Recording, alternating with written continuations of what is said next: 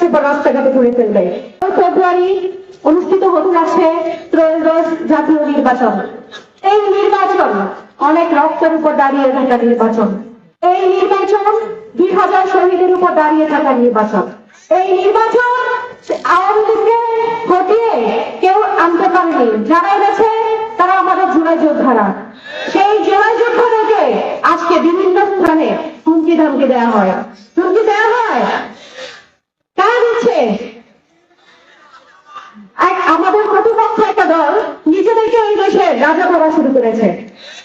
তারা নাকি অনেক পুরোনো রাজনৈতিক দল, সেই জন্য তারা এই বাংলাদেশটাকে অলরেডি তাদের নিজেদের সম্পত্তি ভাবা শুরু করেছে। কিন্তু এই দেশটা তাদের সম্পত্তি নয়। এই দেশটা সাধারণ মানুষের দেশ। এই দেশটা এই দেশের জনগণের দেশ। আমি আজকে এই টাউন হল মাঠ থেকে খাগড়াছড়ির পক্ষ থেকে, খাগড়াছড়ির যত নারী আছে তাদের পক্ষ থেকে তাদেরকে একটা স্পষ্ট হুঁশিয়ারি দিতে চাই। অপরপক্ষ যারা রাজনীতি করে, নতুন রাজনীতি না, পুরোনো বদলে সেই নতুন জিনিসই চাপাই দিচ্ছে। তারা নারীদেরকে নাকি রাস্তাঘাটে কাপড় চোপড় করে ফেলবে এবং এই মাঠে দাঁড়িয়ে তারা সেই হুমকি দিয়ে গেছে। কত বড় সাহস! নারীদেরকে তারা জামা কাপড় খুলে ফেলবে, সেই কথা মাইকের সামনে দাঁড়িয়ে তারা বলে যায়। তাদের মিনিমাম যে লজ্জা, সেই লজ্জাটুকু তাদের নাই। অনেকে আছে যারা কন্যা সন্তানের পিতা, কিন্তু তাদের কন্যা সন্তান তার বাবাকে বাবা হিসেবে স্বীকৃতি দিতে লজ্জা বোধ করে। সেই বাবাদেরকে এই এলাকার মেয়েরা বয়কট করবে, কারণ উনি প্রকাশ্যে সবাইকে বলে গেলেন। এই সাহস তাদেরকে কে দিয়েছে আমি জানি না।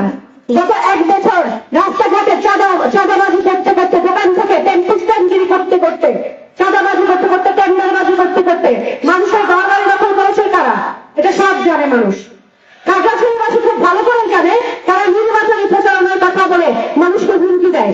তোমার বাড়িতে টেবিল দিবা, চেয়ার দিবা, নাস্তা দিবা, এখন কিছু নিয়ে দিবা, এইভাবে দেখে মানুষকে হুমকি দেওয়া হয়। আমরা 11 দলীয় ঐক্যজোট মানুষকে প্রেশার করি না, মানুষকে আমরা জিম্মি করি না, মানুষকে মামলার ভয় করে দেখাই না।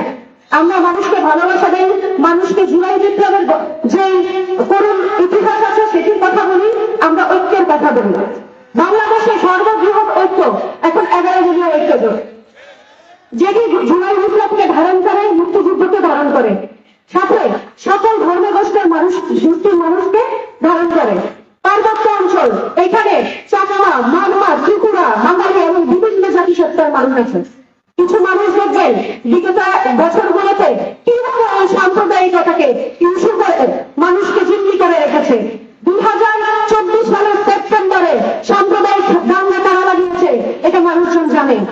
2025 সালে তারা সাম্প্রদায়িক হামলা উস্কিয়ে দিয়েছে এটা সবাই জানে। কিভাবে তারা একজন সম্মানিত ব্যক্তির ফেসবুকে গিয়ে বাবা, মা এবং তাদের 14-20 সম্পর্কে গালিগালাজ করে, এটা আপনারা আমার ফেসবুক ঘাটলে দেখতে পারবেন। বড় বড় নেতারা নিজেরা তাদের করে না, তাদের যারা আছে, যারা চাঁদাবাজ, যারা রাস্তাঘাটে টেম্পু স্ট্যান্ডগিরি করেছে, যারা মানুষকে হামলার ভয় দেখিয়েছে, তারা তাদের সেই তৃতীয় শ্রেণীর মানুষদেরকে দিয়ে আমাদের ফেসবুকে গালিগালাজ করে। আমি অ্যাডভোকেট মঞ্জুরা ঝুমা, আমি এই এলাকার সন্তান। বাংলাদেশের সুপ্রিম কোর্টে যে কজন মানুষ প্র্যাকটিস করে আমি তাদের একজন। আমি 5 বছর জেলা পরিষদের একজন সদস্য। কিন্তু আমি শুধু একটা রাজনৈতিক দল করি, নতুন রাজনৈতিক দল এনসিপি। এই জন্য আমাকে তারা বিভিন্নভাবে গালিগালাজ করে।